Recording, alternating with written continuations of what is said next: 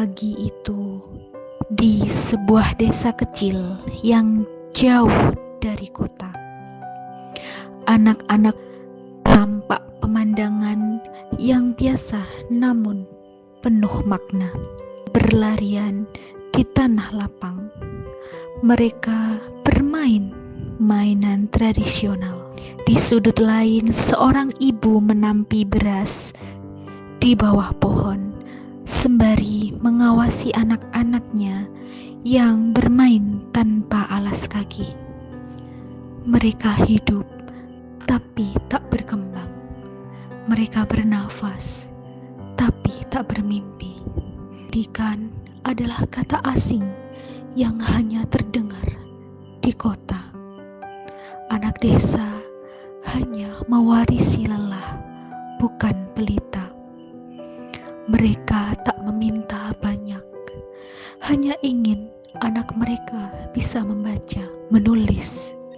Di depan rumah bambu, anak-anak pun bermain dengan asyiknya mereka.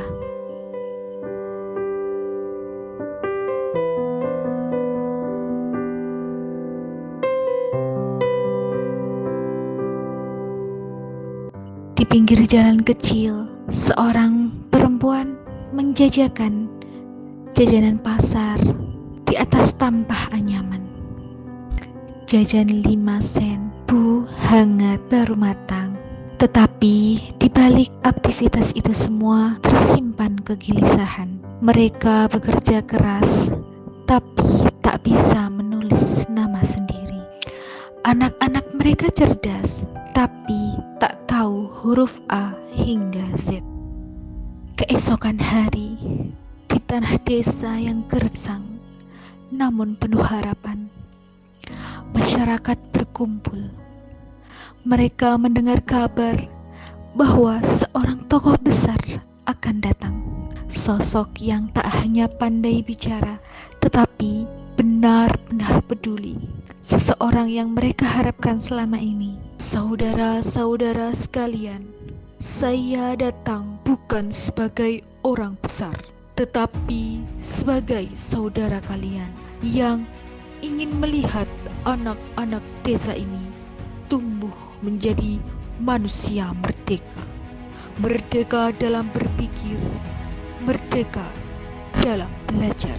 Selama ini, pendidikan hanya dinikmati oleh kaum bangsawan dan anak-anak orang kaya. Tapi saya berkata, setiap anak berhak untuk bukan hanya mereka yang berpakaian bagus, tapi juga anak petani, anak buruh, anak tukang kayu.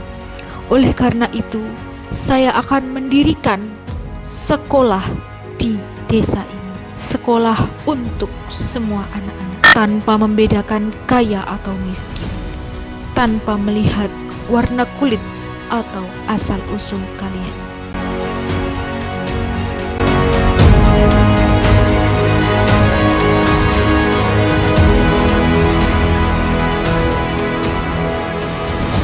Cangkul di ladang kini bersanding dengan suara tawa anak-anak yang membaca buku di bawah pohon. Sekolah sederhana yang dulu hanya beratap daun kini menjadi rumah ilmu bagi semuanya.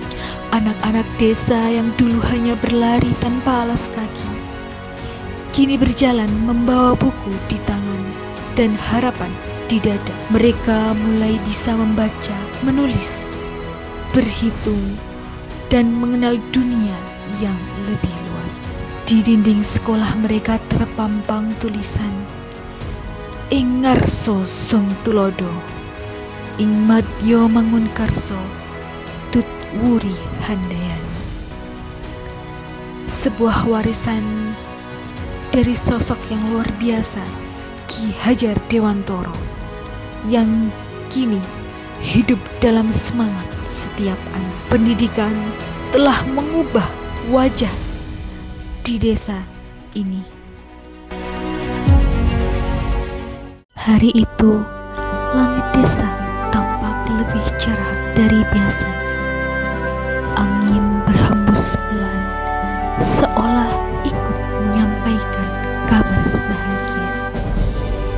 Di tengah lapangan, tanah yang dulu hanya tempat bermain, kini berdiri bangunan sederhana.